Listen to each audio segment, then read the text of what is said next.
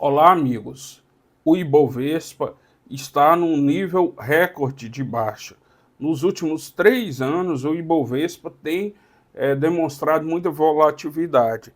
E segundo o BTG, devido às questões internas, principalmente o alto endividamento do Brasil, do governo brasileiro, esse ano será um ano ruim para a Bolsa de Valores. Então hoje a gente vai entender esse relatório do BTG e também a gente vai ponderar aqui a questão da volatilidade da Bolsa brasileira.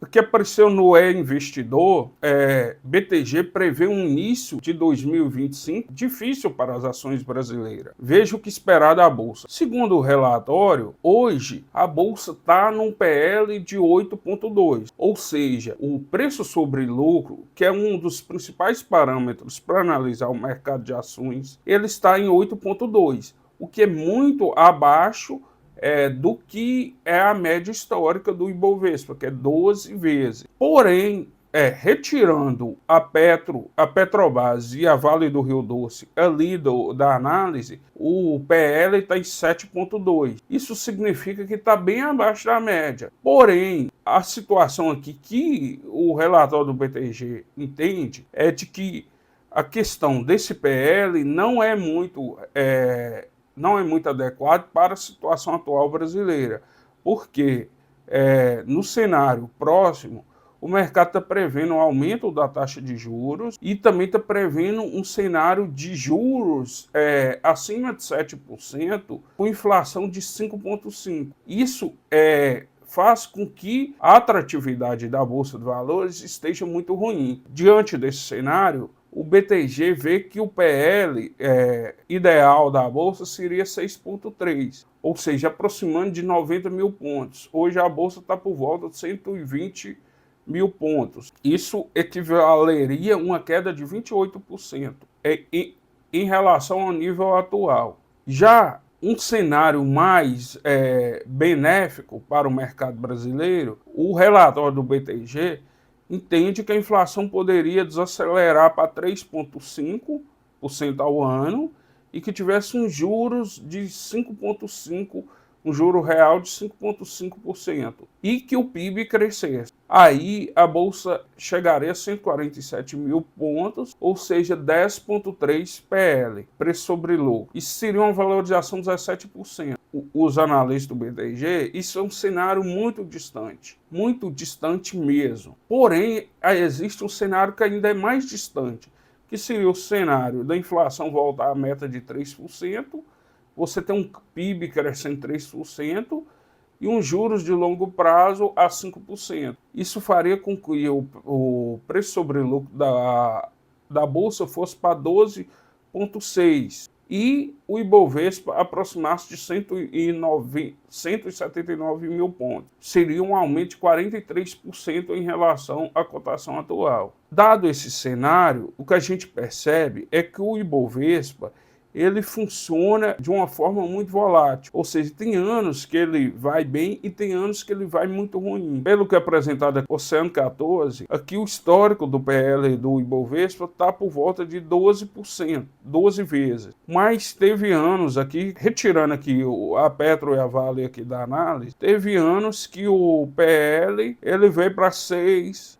igual, por exemplo, no ano de 2002 e no ano de 2009. Aqui no meio da crise subprime americana, que foi para 6,16. Teve período aqui que chegou a 18, 16 vezes preço sobre lucro. No ano de 2022, chegou a 8,4. Agora está mais ou menos no nível de 9,5. A gente vê aqui, refletindo aqui, segundo a B3, na valorização do mercado. Se você olhar aqui, o que apresenta aqui a análise é apenas a cada 10 anos. Mas se vocês observarem aqui, de 98 a 2008, a Bolsa teve no ano de 98 uma queda de 33%. Em 99, uma valorização de 150%. Depois teve 3 anos ruins, um ano muito bom, até começar o ano de 2008 com uma desvalorização considerável de 8%. De 2009 até 2019, o ano de 2009 já foi um ano muito bom. Porém, teve anos muito ruins. Teve uns 4 anos aqui muito ruins. 4, 5 anos ruins demais. E culminou com anos muito bons, que foi de 2016 em diante. Até o ano de 2019, com a valorização de 23%. De 2019 até agora, no ano de 2025, que se inicia, a Bolsa teve anos bons, finalizando aqui em 2019, e aí começou a apresentar uma queda razoável, aqui com um aumento aqui do ano de 2023, mas uma queda de novo em 2024. Isso tudo só demonstra como a Bolsa brasileira é muito volátil, ou seja, vai ter anos que ela vai apresentar um resultado muito ruim e anos que ela vai apresentar resultados muito melhores. No entanto, o investidor tem que se pautar no custo da oportunidade. E hoje, realmente, ter investimento na Bolsa traz um risco adicional porque você tem um CDI muito alto.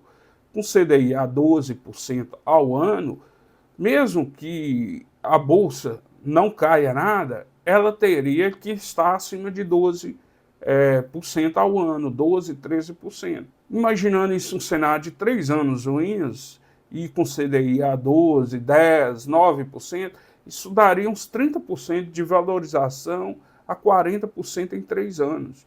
E se a Bolsa continuar abaixo disso, isso traz um risco adicional, porque as pessoas começam a abandonar o barco da Bolsa e ir para a renda fixa. Porém, ao ir para a renda fixa, as empresas, as ações das empresas caem muito. E nesse ano de 2023, 2024, 2025, as empresas da Bolsa foram divididas em empresas que estão passando por recuperação judicial, por dificuldade financeira, por risco de falência, e ao mesmo tempo você tem empresas que estão com um cenário totalmente diferente, que são empresas que hoje apresentam um balanço muito bom. E essas empresas estão lançando programas de recompra de ações gigantescos. Tem empresas aí que fez aquisição de 15% das ações que estão no mercado. Ou seja, se tinha 100 milhões de ações no mercado, a empresa adquiriu 15 milhões de ações.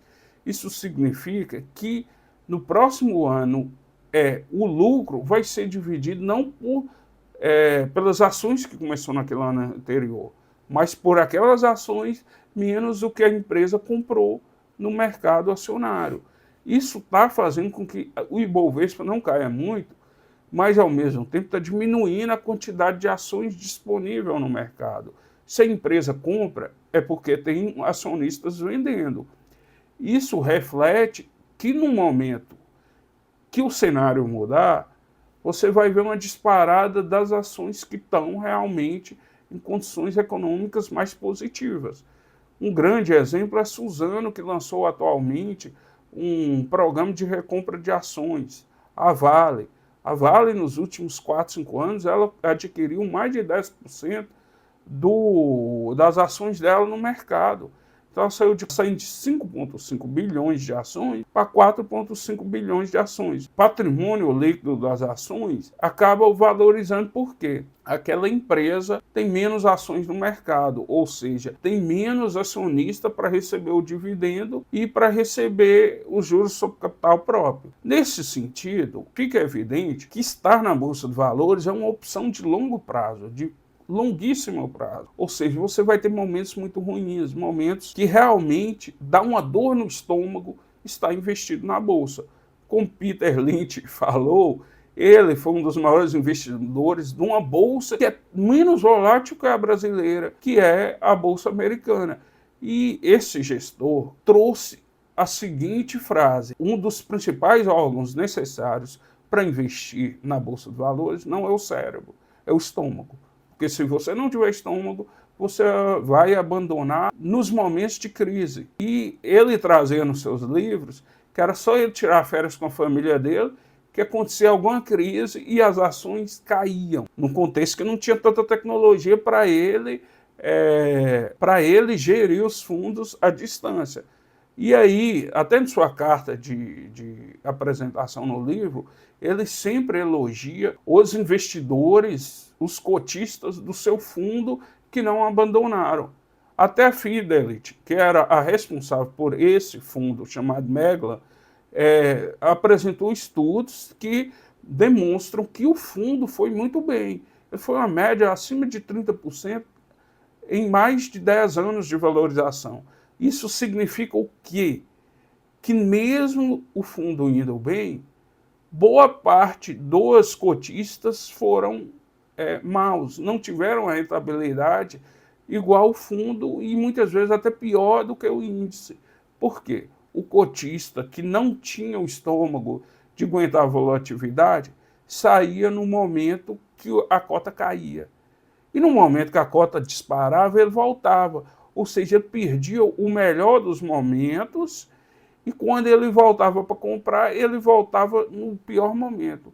Que o melhor momento é sempre você comprar ações boas quando realmente o preço está abaixo da média histórica.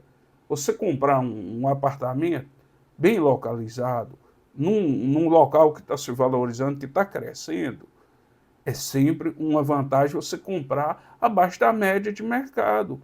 E quando ele está sobrevalorizado, a vantagem se esvai, ou seja, o risco aumenta. Então, se o índice está caindo muito, não uma ação específica, significa que o mercado está entendendo que é muito arriscado estar na bolsa. O retorno possível de quem investe nesses momentos aumenta muito. Como vocês viram aí, teve anos que o Ibovespa caiu acima de 50%. 2, 3 anos depois, a valorização foi de 150%.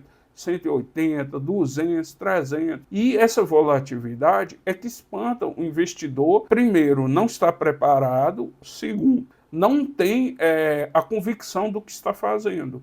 E eu tenho mais de 12 anos aqui na Bolsa de Valores, eu sei que as crises vêm e vão embora. Você tem boas ações, tendo um investimento adequado ao seu perfil de risco, você com certeza chegará no fim da jornada com uma rentabilidade muito boa. Claro, sempre pensando que tem que investir em empresas boas, empresas que realmente têm uma vantagem competitiva durável. Então é isso, pessoal. O que a gente espera é que realmente, apesar do ceticismo do mercado, isso seja o início de uma jornada positiva para as ações da Bolsa. Vai acontecer esse ano, ano que vem, 2026. Não dá para prever. O sentimento do mercado é de desânimo. Quando o sentimento muda, ele muda, às vezes, rápido demais. E quem já está posicionado, ele acaba bebendo a água limpa e não a água suja.